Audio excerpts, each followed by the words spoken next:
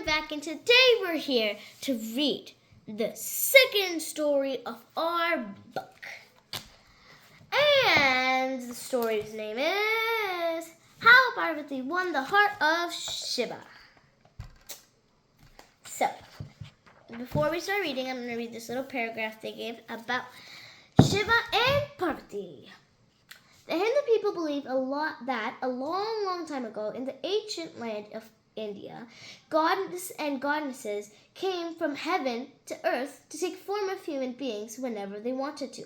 Even though they looked like humans and lived like humans, they had many powers that were not at all human.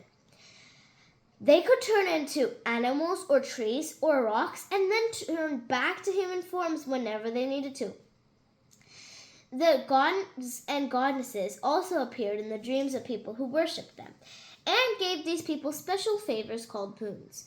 The people who received boons can do magical things too. Stories from these ancient times are told and retold in India to this day. This story you are about to read is internally about a married couple, the great mother goddess Adi Shakti, and her heavenly husband, Shiva. Adi Shakti is basically the name of Parvati, right? It's basically her name, just in a longer version. So, Lord of Shiva, Lord of all gods. Besides being married in heaven, whenever Shiva and Adi Shakti choose to take human form on earth, they'd find each other and get married again. In this story, Adi Shakti comes to earth as a princess Parvati. There you go. So it's basically Parvati, but in heaven it's Adi Shakti, and like in land, normal life, human life, it's Parvati.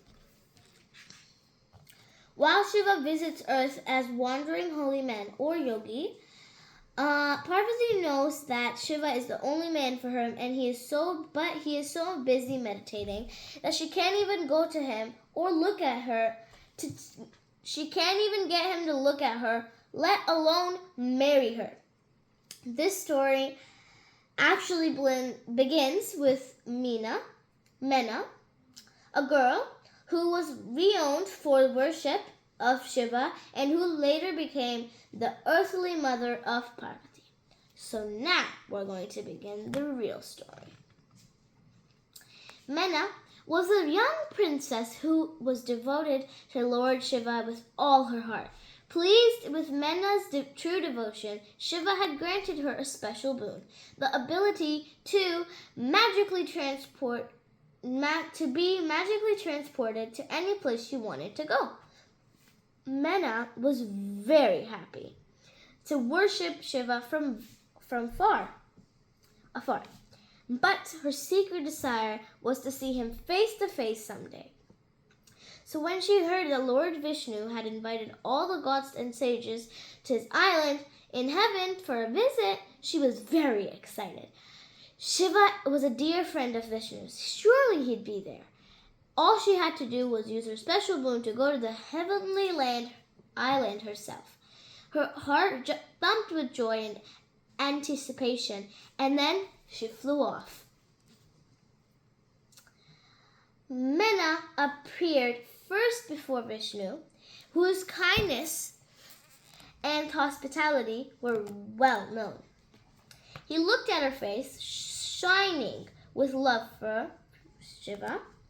With a kind smile, he said, "Would you like to stay and meet my friends? Shiva will be here soon."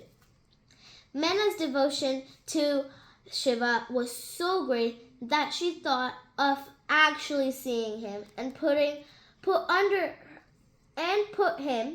her spell, and she sank into the ground in trace. As gods and sages began to arrive for the gathering, she did not even notice their arrival. If sages had known Mena was under Shiva's spell, they would not have understood her and why she didn't rise to greet them. But not knowing, they shook with their old gray heads and grumbled disapprovingly. "These young folk, what disrespect! And before Vishnu had a chance to explain, one of those wise old sages muttered in his breath, "Since you can't even get up when we come in, you little girl, one day you will end up marrying a mountain." A mountain. What? Oh, this is the next picture. And then this is how Mena looked. When she had regained her senses, poor Mena apologized profusely and begged to be forgiven. But the curse could not be undone. She returned to earth and roamed the land, lamenting her fate. "How could I possibly marry a mountain?" she cried. Finally, years later, she reached Himalaya, the king of the mountains. Himalaya, too, had been granted a boon from the gods to allow him to change form when he needed to. Most of the time, he appeared as a jagged mountain range that ran from east to west, and that was how Mena found him. His mountains were the loftiest in the world, the highest peaks that capped snow. Lower down, foothills were covered with lush trees. In springtime, melting snow filled rivers and ponds with fresh, cold water. Many sages lived there and meditated Himalaya's numerous caves.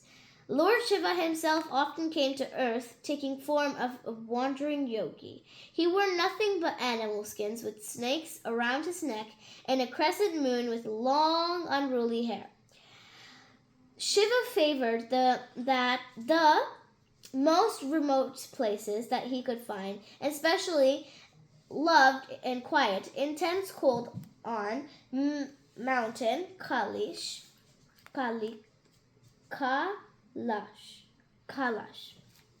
I might be saying that wrong, but it's okay. Kailash, the tallest of all snow-covered peaks of the Himalaya mountain range. With Shiva as his honored guest, Himalaya was very happy and content. But when Himalaya felt that the love Mena wandering across his spine and heard her laments, the desire for a wife had grown in his heart.